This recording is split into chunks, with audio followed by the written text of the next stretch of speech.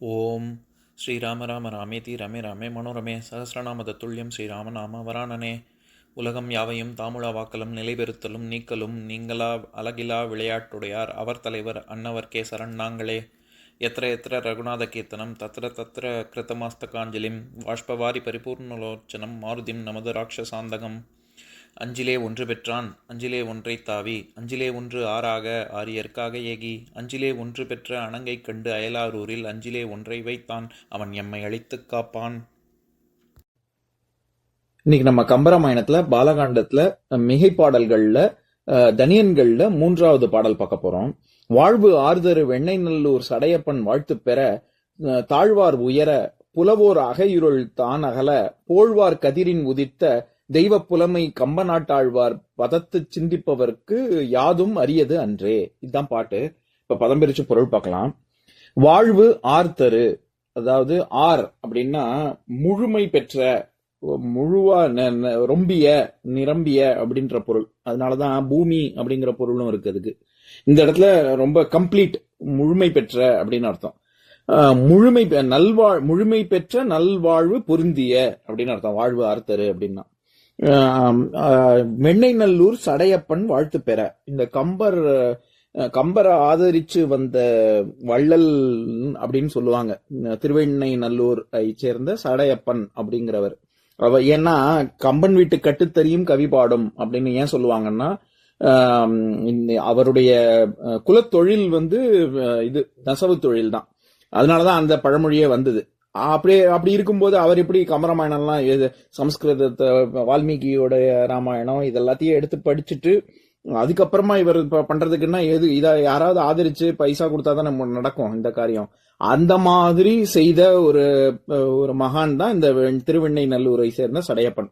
அதனால இந்த பாட்டுல என்ன சொல்றாங்க, அந்த மாதிரி நல்வாழ்வு பொருந்திய திருவெண்ணெய் நல்லூரை சேர்ந்த சடையப்பன் வாழ்த்து பெற அவருடைய ஆசையின் மூலமாக தாழ்வார் உயர, ஆன்மீக பாதையில் தாழ்ந்திருப்பவர்கள் மேலோங்கி மேன்மை பெற புலவோர் அகையுருள் தான் அகல.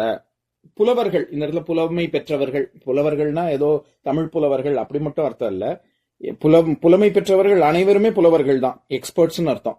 அவர்களுடைய அகையுருள் தான் அகல, சாதாரணப்பட்டவர்கள் வாழ்வு மேம்படவும் புலவோர் எக்ஸ்பர்ட்ஸ் அவங்களுடைய அகையிருள் தான் அகல, மனசுக்குள்ள இருக்கக்கூடிய ஒரு கலக்கம் நீங்க.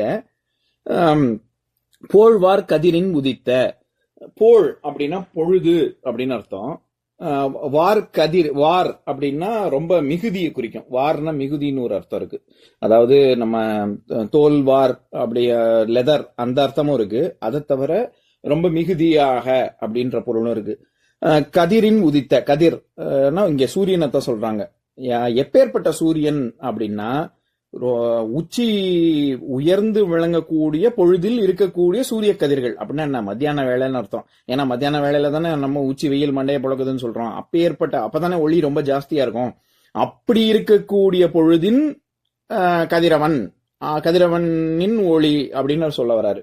தெய்வ புலமை கம்ப நாட்டாழ்வார், அந்த தெய்வ புலமை பெற்ற கம்ப நாட்டாழ்வாருக்கு எப்பேற்பட்ட ஒளி இருக்கு அப்படின்னா போழ்வார் கதிர் போன்று உதித்த தெய்வ புலமை பெற்ற கம்ப நாட்டாழ்வார். அவர் கம்பன்னு மட்டும் சொல்லல, கம்ப நாட்டு ஆழ்வார்னு சொல்றாரு. ஆழ்வார்கள் எப்படி விஷ்ணு பக்தர்களாக இருந்து அவர் விஷ்ணுவின் மீது தீராத காதல்னால பாசுரங்கள் வடித்தார்களோ, அது மாதிரி கம்பர் தமிழ்ல இந்த ராமாயணத்தை வடிச்சதுனால அவரை கம்ப நாட்டு ஆழ்வார் அப்படின்னு சொல்றாரு.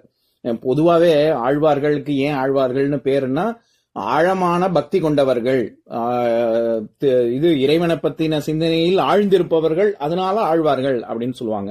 அதனால இங்க தெய்வ புலமை, சாதாரண புலவோர் அகையுருள் தீர்ப்பது மட்டுமல்லாமல் அவரே ஒரு தெய்வீக தன்மை இல்லாம ராமாயணம்லாம் பேர்பட்ட பெருங்காப்பியத்தை ஒரு பிழை இல்லாமல்லாம் சொல்ல முடியாது. அதனால தெய்வ புலமை அப்படின்னு சொல்றாரு. தெய்வ புலமை கம்பநாட்டு ஆழ்வார் பதத்தை, பதம் அப்படின்னா ஒரு அடி. இப்போ சமஸ்கிருதத்துல பதம் அப்படின்னா ஒரு வரின்னு அர்த்தம். செய்யுள்ள இருக்கக்கூடிய ஒரு அடியைத்தான் பதம் அப்படின்னு சொல்லுவாங்க.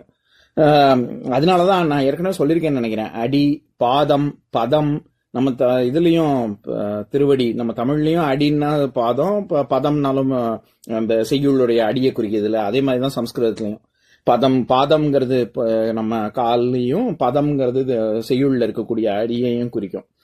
அவருடைய பதத்தை, அந்த ஒரு அடியை சிந்திப்பவர்க்கு, அதை நினைப்பவர்களுக்கு யாதும் அரியது அன்றே. அரியதுன்னு ரொம்ப செய்தற்கு அரிய செயல் அப்படின்னா அருமை, ரொம்ப பெஸ்ட் அப்படின்னு ஒரு அர்த்தம் இருக்கு. அரிது, ரொம்ப அரிதானது, வைரம் வைடூரியம் அரிதானது, கிடைக்கிறதுக்கு கஷ்டமானது அப்படிங்கிற பொருளும் இருக்கு, ரொம்ப ரேர்னு. அதனால இவங்க என்ன சொல்றாங்க, சிந்திப்பவர்களுக்கு யாதும் அரியது அன்றேன்னா செய்யக்கூடிய செயல்கள் ஒன்றும் ஒரு கஷ்டமான விஷயம் எதுவுமே கிடையாது இந்த கம்பராமாயணத்தை சிந்திப்பவர்களுக்கு அப்படின்னு சொல்றாரு. நான் பாட்டை இன்னொரு தடவை படிக்கிறேன், கேளுங்க. வாழ்வு ஆர்தரு வெண்ணை நல்லூர் சடையப்பன் வாழ்த்து பெற, தாழ்வார் உயர புலவோர் அகையிருள் தான் அகல, போழ்வார் கதிரின் உதித்த தெய்வ புலமை கம்மநாட்டாழ்வார் பதத்தை சிந்திப்பவர்க்கு யாதும் அரியது அன்றே. இன்னொரு நாள் இன்னொரு பாட்டு பார்க்கலாம்.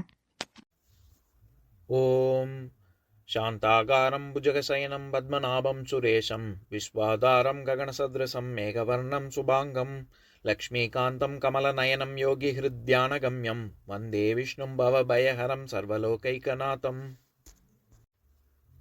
உம்பரோடு இம்பர்காரும் உலகம் ஓர் ஏழும் ஏழும் எம்பெருமான் என்று ஏத்தி இறைஞ்சி நின்று ஏவல் செய்ய தம்பியரோனும் தானும் தருமமும் தரணி காத்தான் அம்பரத்து அனந்தர் நீங்கி அயோத்தியில் வந்த வள்ளல்.